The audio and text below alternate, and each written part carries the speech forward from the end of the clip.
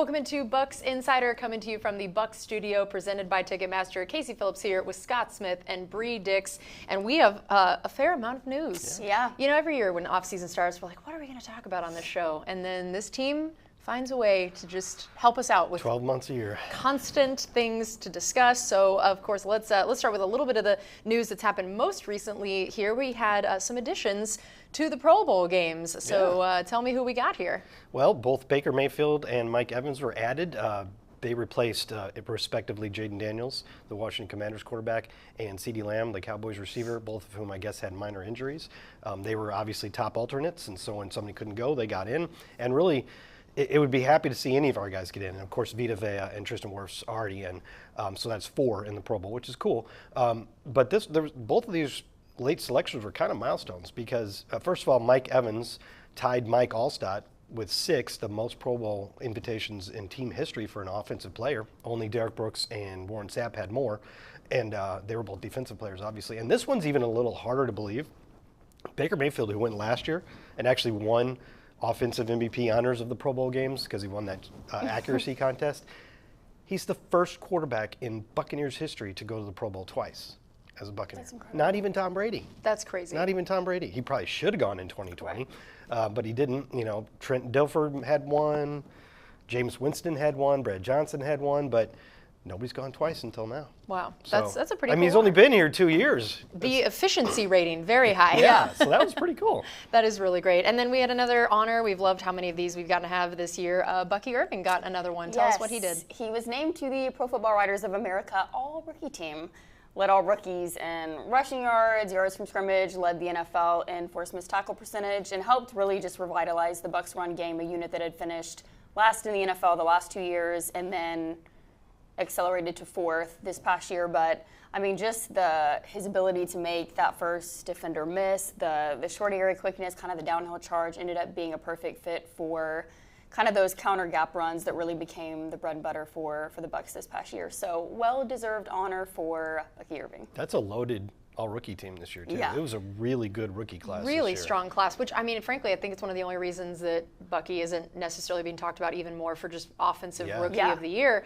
It's not anything against Bucky. It's the fact that, man, this was a heck of a class. Yeah, I mean, and Daniels, of course, being one of the top guys you talk about, but it's been a great group. Yeah, all those quarterbacks worked out. A couple really, like Jared Verse and Braden Fisk, a lot. I mean, it's just an incredible class. It's very so true. It's a good team to be on. Yeah, and of course, as we talk about news that has gone on, we know that Liam Cohen, now the head coach of the Jacksonville Jaguars, which means the Bucs are in their process of replacing him with an offensive coordinator candidate, and man, they're getting real good at this, first of all. I think that I suggested that we should make a poster of Todd Bowles with the little crown on, like Biggie Smalls, if he's like this kingmaker of whoever he hires, just goes on to do great big things. Maybe Baker Mayfield needs a little And crown Baker too. Mayfield probably needs that as well. And so now they have gotten very used to this being the off-season routine here to hire an offensive coordinator, and they did not waste any time into bringing in candidates. And of course, it's always a very timely thing. So they have already interviewed several different people. Yeah, Liam Cohen was officially announced as the Jaguars head coach on Friday, and the Buccaneers were already interviewing guys on Saturday.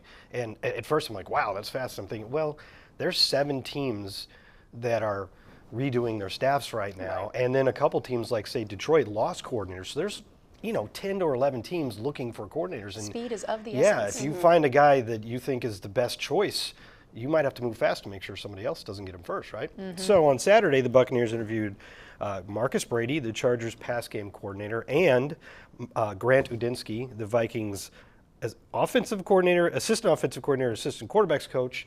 And then on Monday, it turned to Rams offensive assistant and pass game specialist Neat Shielhouse. And also from the Rams, tight ends coach and pass game coordinator Nick Caley. And then again on Tuesday from the Rams, their quarterbacks coach Dave Ragone. And then the first in-house candidate for the Buccaneers was Josh Grizzard, who was the Buccaneers pass game coordinator last year. So, that last one obviously has a possibility for continuity.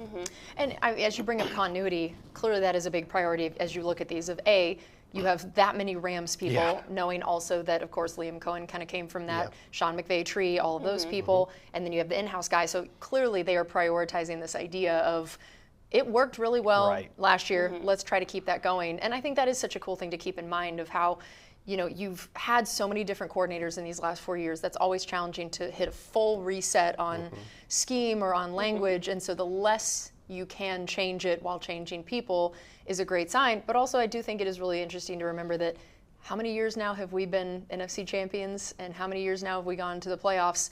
And there's been a different coordinator for each of those years of being NFC South champions. And so it's just really cool to see the fact that, man, no matter who's been in that position, we've had the personnel it's taken. We've had a lot of the other great position coaches and other coaches to make it happen, that even though I know that it was sad to feel like you got to do this again, we've shown that we've been able to, year after year, be able to have some success there with different coordinators. Well, and an interesting tidbit on Nate Shieldhouse. So I saw that he served as the play drawer for Sean McVay this previous year, and that was a position that was previously held by Liam Cohen, but Sean McVay was the play drawer for Kyle Shanahan when he was the OC in Washington.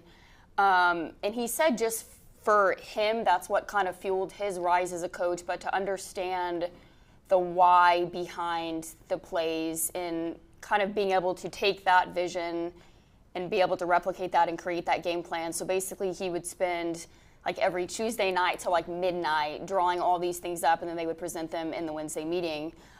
So once Sean McVay got the head coaching gig, he said he kind of always wanted that to be a role that he created for the men on his staff to help kind of foster growth. So Liam Cohen held it, and then now Nate Shieldhouse, and he said it's kind of been a good pipeline for creating growth in guys. So yeah, and then of course, speaking of some changes within this organization, we also had not had a show since it was announced that John Spytek has left to become the Raiders general manager, which we are all very sad/happy about. Happy for him, sad to lose a guy who obviously had made a big impact on this organization and the front office. And we've seen that, as we just talked about, there have been some incredible players brought in these last few years, the way they were able to rebuild. And it didn't even have to be a rebuild we had all that salary cap stuff and the Brady years and transitioning into this to have had such sustained success these last few years.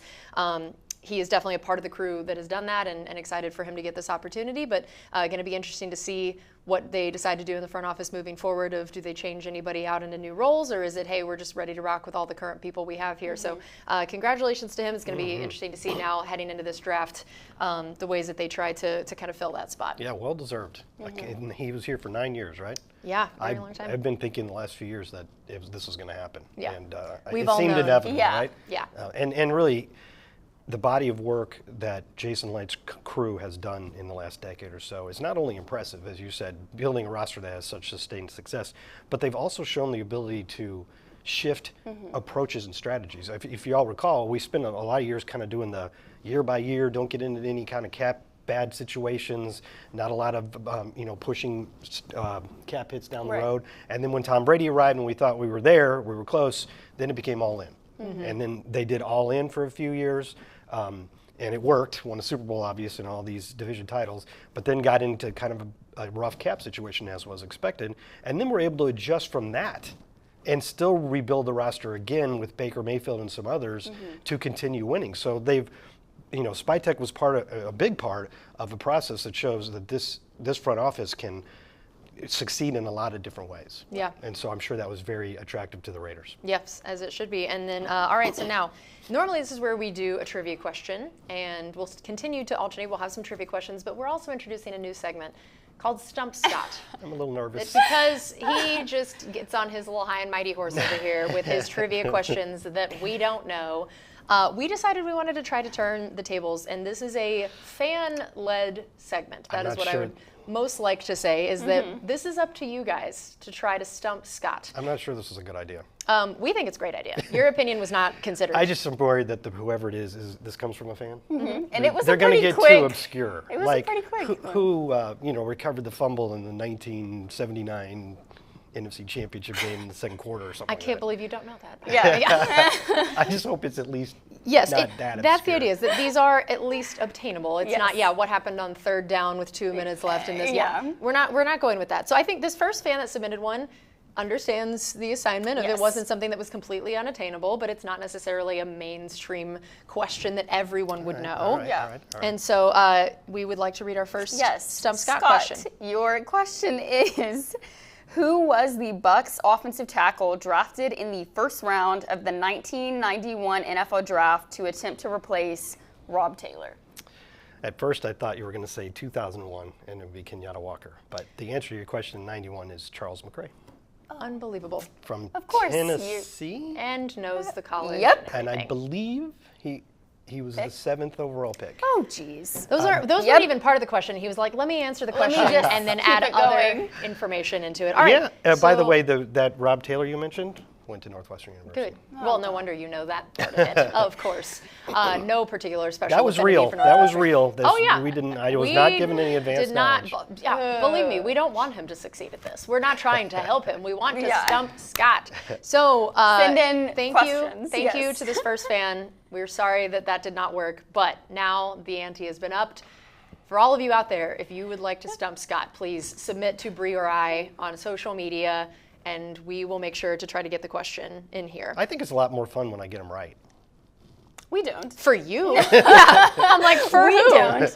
We can't wait for the day that you don't know. I think that day will arrive We're soon. going to have cake and I don't know what else. Maybe some Confetti, confetti yeah. and streamers are going to go off in here. So yes, please help submit more of those questions. All right, so now also this is where we always like to give you guys some updates on some off the field things that are happening around here with the Buccaneers. And I am so excited to get to highlight the She Is Football weekend. So we've kind of brought it up a little bit before, but now we've released even more exciting information about it. So we wanted to make sure everybody knows, A, why you should come, and B, what would happen when you get there. So recently we announced the keynote speakers, the keynote address of this is going to be Erin Andrews and Carissa Thompson, and they are going to be featuring a live recording of their podcast that you will get a chance to be here and to watch. And the live show is going to serve as the finale for the She Is Football Women's Summit, slated for Friday, March 7th at Raymond James Stadium.